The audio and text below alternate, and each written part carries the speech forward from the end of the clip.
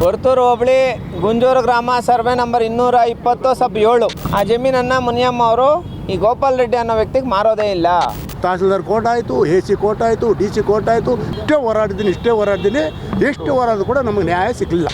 ಈ ಗೋಪಾಲ್ ರೆಡ್ಡಿ ಅನ್ನೋ ವ್ಯಕ್ತಿ ಡೂಪ್ಲಿಕೇಟ್ ಡಾಕ್ಯುಮೆಂಟ್ನ ಸೃಷ್ಟಿ ಮಾಡಿಕೊಂಡು ಮುನಿಯಮ್ಮ ಅವ್ರ ಜಮೀನನ್ನು ಕಬಳಿಕೆ ಮಾಡಿರೋದು ಸಂಬಂಧಪಟ್ಟಂಗೆ ಎಲ್ಲೇ ಹೋದ್ರು ಯಾವ ಅಧಿಕಾರಿದಾಗ ಹೋದ್ರು ಗೋಪಾಲ್ ರೆಡ್ಡಿ ಅಂತ ತಕ್ಷಣ ಅವ್ರಿಗೆ ಬೆರಗಾಗ್ತಾರೆ.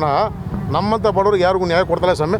ಬೆಂಗಳೂರು ಪೂರ್ವ ತಾಲೂಕಿನ ಮಹದೇವಪುರದ ಗುಂಜೂರಿನಲ್ಲಿ ದಲಿತರಿಗೆ ಸೇರಿರುವಂತಹ ಭೂಮಿಯನ್ನ, ಅದು ಕೋಟಿ ಬೆಲೆ ಬಾಳುವಂತಹ ಭೂಮಿಯನ್ನ ಲಪಟಾಯಿಸಲು ಇಲ್ಲೋರ್ವ ವ್ಯಕ್ತಿ ಮುಂದಾಗಿದ್ದಾರೆ. ಗುಂಜೂರು ಗ್ರಾಮದ ಸರ್ವೆ ನಂಬರ್ 220/7 ಈ ಒಂದು ಭೂಮಿ ಅಮಾಯಕ ದಲಿತ ಮಹಿಳೆಯಾದಂತಹ ಮುನಿಯಮ್ಮನಿಗೆ 1994 ಮತ್ತು 95ರಲ್ಲಿ ಖಾತೆ ಆಗಿರುವಂತದ್ದು.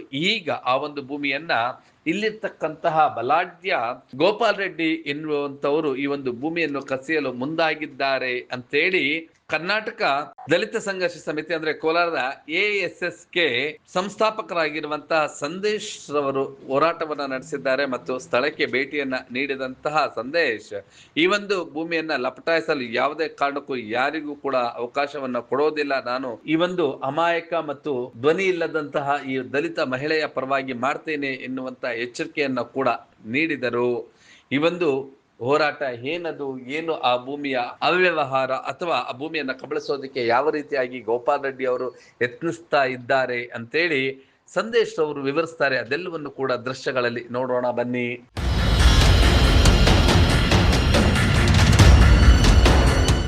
ಹೌದು, ಹೀಗೆ ಇಲ್ಲಿ ನಿಂತಿರ್ತಕ್ಕಂತಹ ಈ ಒಂದು ಅಮಾಯಕ ಮಹಿಳೆಯ ಹೆಸರು ಮುನಿಯಮ್ಮ. ಈ ಒಂದು ಮುನಿಯಮ್ಮನ ಭೂಮಿಯನ್ನ ಕಬಳಿಸಲು ಗೋಪಾಲ್ ರೆಡ್ಡಿ ಎನ್ನುವಂತಹ ಭೂಗಳ ಪ್ರಯತ್ನಿಸ್ತಾ ಇದ್ದಾರೆ ಅಂತೇಳಿ ನೇರವಾದಂತಹ ಗಂಭೀರವಾದಂತಹ ಆರೋಪವನ್ನ ಸಂದೇಶ್ ಮಾಡಿದ್ದು ಹೀಗೆ. ಹೊರತೂರು ಹೋಬಳಿ ಗುಂಜೂರು ಗ್ರಾಮ ಸರ್ವೆ ನಂಬರ್ 220 ಸಬ್ 7. ಈ ಜಾಗ ಮೂಲ ಬಂದು ಸರ್ವೆ ಸೆಟಲ್ಮೆಂಟ್ ಪ್ರಕಾರ ಮುನಿಯಮ್ಮ ಅವ್ರ ಹೆಸರಲ್ಲಿ ಇರ್ತೈತಿ. ಆ ಜಮೀನನ್ನು ಮುನಿಯಮ್ಮ ಅವರು ಮೊನ್ನೆ ತನಕ ಬದುಕಿರ್ತಾರೆ. ಆ ಜಮೀನನ್ನು ಮುನಿಯಮ್ಮ ಅವರು ಈ ಗೋಪಾಲ್ ರೆಡ್ಡಿ ಅನ್ನೋ ವ್ಯಕ್ತಿಗೆ ಮಾರೋದೇ ಇಲ್ಲ, ಮಾರಿರೋದಕ್ಕೆ ಯಾವುದೇ ದಾಖಲೆಗಳಿಲ್ಲ ಅಂತೇಳ್ಬಿಟ್ಟು ನಾವು ಹಾಕಿರೋಂಥ ಅರ್ಜಿ ಮೇಲೆ ನಮ್ಮ ತಹಸೀಲ್ದಾರ್ ಅವರು ವರದಿ ಕೊಡ್ತಾರೆ. ಮುನಿಯಮ್ಮ ಅವ್ರ ಹೆಸರಲ್ಲಿ ನಮೂದಾಗಿದೆ ದಾಖಲೆಗಳು, ಆದರೆ ಮಾರಿರೋದಕ್ಕೆ ಯಾವುದೇ ದಾಖಲೆಗಳು ಲಭ್ಯ ಇಲ್ಲ ಅಂತೇಳ್ಬಿಟ್ಟು ಕೊಡ್ತಾರೆ.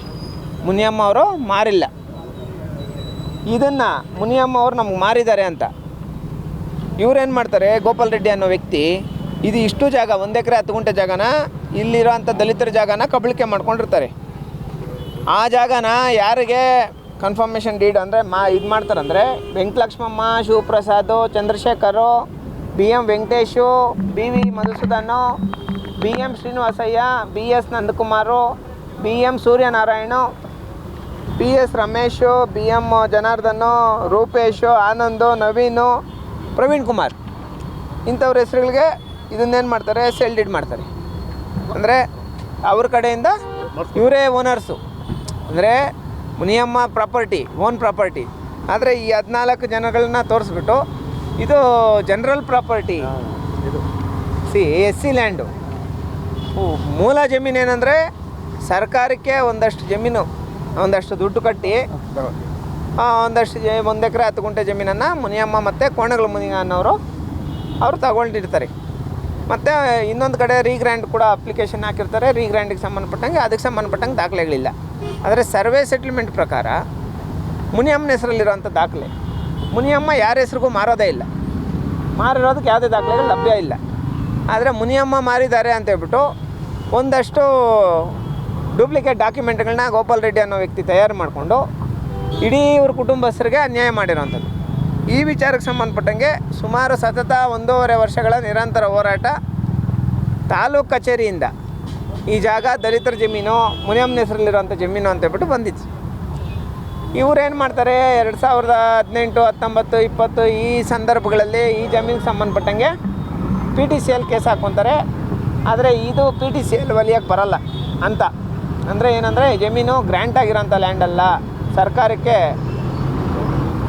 ಬಡ ಕಟ್ಟೋ ಮೂಲಕ, ಸರ್ಕಾರಕ್ಕೆ ಒಂದಷ್ಟು ದುಡ್ಡು ಕಟ್ಟೋ ಮೂಲಕ ಇವರು ಕೋಣಗಳ ಮುನಿಯಪ್ಪ ಅನ್ನೋರ ಹೆಸರಿಗೆ ಕೋಣಗಳ ಮುನಿಗ ಅನ್ನೋರ ಹೆಸರಿಗೆ ಬರ್ತೈತೆ. ಅದ್ರ ಮುಖಾಂತರ ಮುನಿಯಮ್ಮ ಅವ್ರಿಗೆ ಸರ್ವೆ ಸೆಟಲ್ಮೆಂಟ್ ಪ್ರಕಾರ ಮುನಿಯಮ್ಮ ಅವ್ರಿಗೆ ಬರ್ತೈತೆ. ಮುನಿಯಮ್ಮ ಅವರು ಇವ್ರಿಗೆ ವಿಲ್ ಮಾಡಿಕೊಡ್ತಾರೆ, ವಿಲ್ಲು ರಿಜಿಸ್ಟ್ರೇ ಮಾಡ್ತಾರೆ. ಆ್ಯಕ್ಚುಲಿ ಪ್ರೆಸೆಂಟ್ ಓನರ್ಸ್ ಇವರು, ಆದರೆ ಇವ್ರ ಕಡೆಯಿಂದ ಇವರು ಸೈನ್ ನೀವು ನಿಮ್ಗೆ ಜಮೀನು ನೆನಪೈತಲ್ಲ, ಹೌದು ಸರ್. ಆದರೆ ನೀವು ಸೈನ್ ಹಾಕಿರೋದೇನಾದರೂ ಐತಾ ಉದಾಹರಣೆ? ಇಲ್ಲ. ಇವ್ರ ಫ್ಯಾಮ್ಲಿಗಳವ್ರು ಏನೂ ಸೈನ್ ಹಾಕ್ದಿರಾ ಮುನಿಯಮ್ಮ ನಮಗೆ ಮಾರಿದ್ದಾರೆ ಅಂತ ಹೇಳ್ಬಿಟ್ಟು ಡೂಪ್ಲಿಕೇಟ್ ಡಾಕ್ಯುಮೆಂಟ್ ಸೃಷ್ಟಿ ಮಾಡಿಕೊಂಡು ಮುನಿಯಮ್ಮನ ಸೈನ್ ಸಮೇತ, ಪಾಪ ಮುನಿಯಮ್ಮ ಮಾರಿಲ್ಲ, ಯಾವುದೇ ದಾಖಲೆಗಳು ಅದಕ್ಕೆ ಲಭ್ಯ ಇಲ್ಲ. ಈ ಥರ ದಲಿತರ ಜಮೀನನ್ನು ಕಬಳಿಕೆ ಮಾಡ್ಕೊಂಡಿರೋಂಥದ್ದು.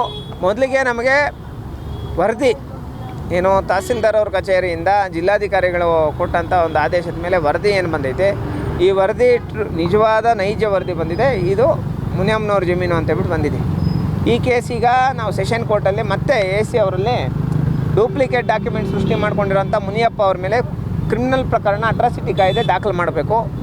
ಜೊತೆಗೆ ರೀಜಿನಲ್ ಕಮಿಷನರ್ ಅವ್ರ ಹತ್ರನೂ ಈಗ ಕೇಸ್ ಹಾಕ್ತಾಯಿದ್ದೀವಿ, ರೀಜಿನಲ್ ಕಮಿಷನರ್ ಅವ್ರ ಹತ್ರ. ಯಾಕೆ ಅಂದರೆ ಈ ಗೋಪಾಲ್ ರೆಡ್ಡಿ ಅನ್ನೋ ವ್ಯಕ್ತಿ ಡೂಪ್ಲಿಕೇಟ್ ಡಾಕ್ಯುಮೆಂಟ್ನ ಸೃಷ್ಟಿ ಮಾಡಿಕೊಂಡು ಮುನಿಯಮ್ಮ ಅವ್ರ ಜಮೀನನ್ನು ಕಬಳಿಕೆ ಮಾಡಿರೋದು ಸಂಬಂಧಪಟ್ಟಂಗೆ ರೀಜಿನಲ್ ಕಮಿಷನರ್ ಅವ್ರ ಹತ್ರ ಕೇಸ್ ಹಾಕಿ ಗೋಪಾಲ್ ರೆಡ್ಡಿ ಅವ್ರ ಮೇಲೆ ಅಟ್ರಾಸಿಟಿ ಕಾಯ್ದೆ ಅಡಿ ಪ್ರಕರಣ ದಾಖಲು ಮಾಡಿ ಇವ್ರ ಜಮೀನನ್ನು ಉಳಿಸ್ಕೊಡೋಂಥ ಕೆಲಸನ ಅಂಬೇಡ್ಕರ್ ಸೇವಾ ಸಮಿತಿಯಿಂದ ನಾವು ಮಾಡ್ತೀವಿ ಅಂತ ಹೇಳ್ಬಿಟ್ಟು ಈ ಮುಖಾಂತರ ಮನವಿ ಮಾಡ್ತೀವಿ. ನಮ್ಮ ತಾಯಿಗೆ ಇದು ಬಂತು, ಕೋಣ ಮುನಿಯಪ್ಪನ ಹೆಸರಿನಲ್ಲಿರ್ತಕ್ಕಂಥ ಜಮೀನು ನಮ್ಮ ತಾಯಿಗೆ ಕೊಟ್ಟಿದ್ರು.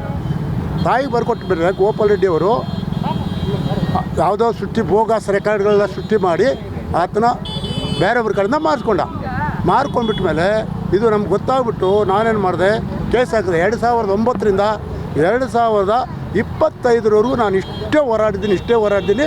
ಎಷ್ಟು ಹೋರಾಡಿದ್ರು ಕೂಡ ನಮಗೆ ನ್ಯಾಯ ಸಿಗಲಿಲ್ಲ.